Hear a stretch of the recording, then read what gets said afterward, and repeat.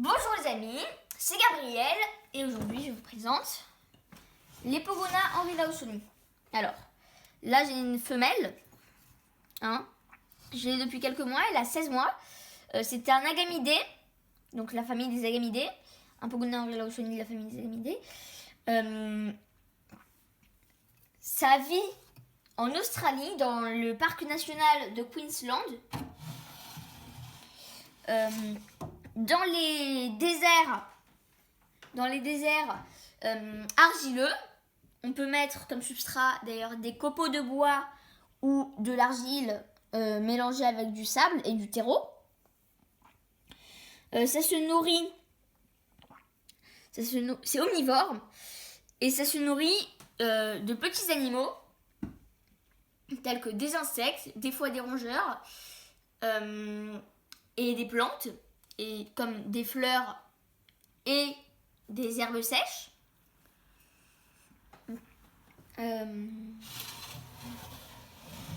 Alors là j'ai une femelle.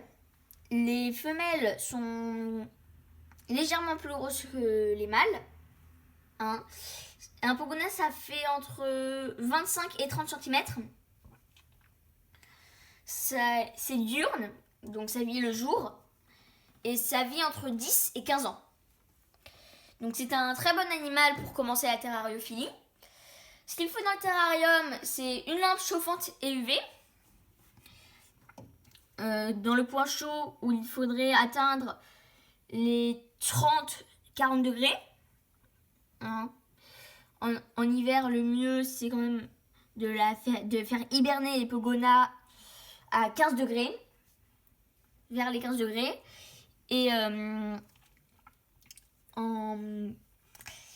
été, ça peut atteindre les 40-43 degrés. Le mieux, c'est que ça n'atteigne pas les 45 degrés. Parce que c'est un peu trop chaud. Après, c'est un animal qui a aussi besoin d'un coin froid, comme tous les reptiles. Car, contrairement aux humains, il ne transpire pas pour se refroidir et ne grelotte pas pour se réchauffer. Donc, il est obligatoire qu'il y ait, comme les reptiles bien sûr, un point froid et un point chaud. Le point froid, si ça n'atteint pas les 27 degrés, on rajoute une petite plaque chauffante pour reptiles ou une lampe UV. Comme ça-ci. Les UV d'ailleurs sont indispensables. Quand le Pogona est encore petit, il faudra lui donner du calcium.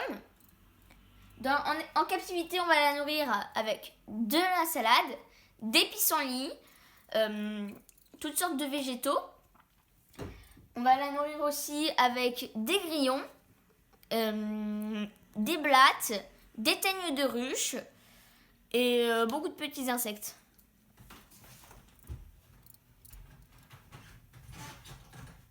Là, par exemple, j'ai une feuille de pissenlit que j'ai lavée.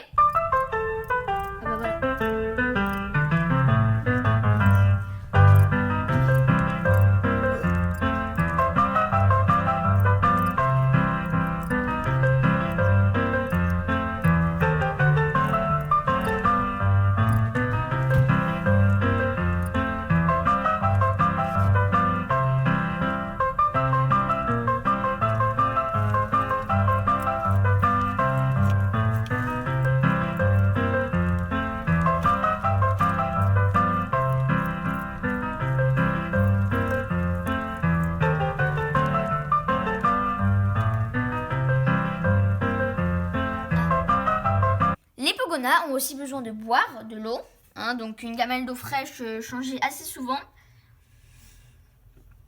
Une gamelle de nourriture pour pouvoir y déposer la nourriture si le Pogona n'a pas tout mangé. Dans le coin froid, il faut toujours mettre à disposition un endroit pour aller un peu plus en hauteur. Et dans le coin chaud, une cachette. Et enfin, dans les deux coins, il faut une cachette. C'est obligatoire. Après, par exemple, après la nuit, généralement, le Pogona va aller se cacher sous une cachette. Comme par exemple ici, sous la pierre.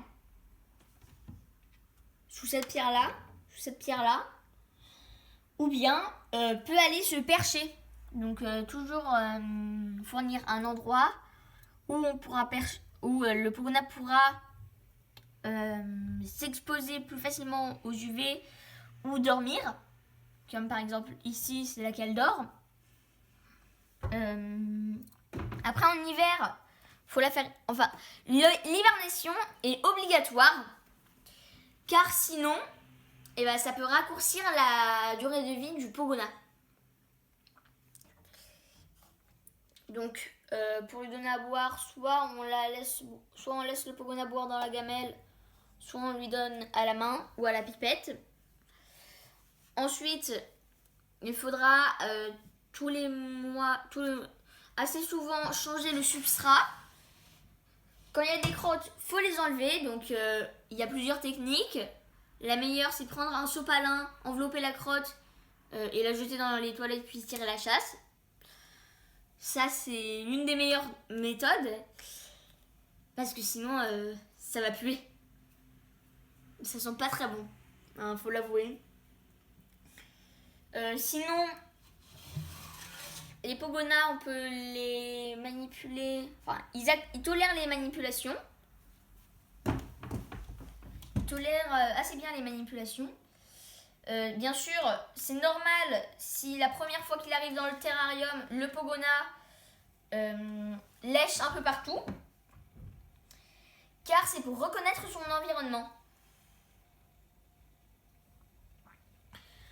Ensuite, attention, il peut y avoir des griffes, donc il faut s'habituer. Après, la manipulation, c'est pas trop longtemps. 15-20 minutes maximum par semaine à peu près. Si je me trompe pas. Et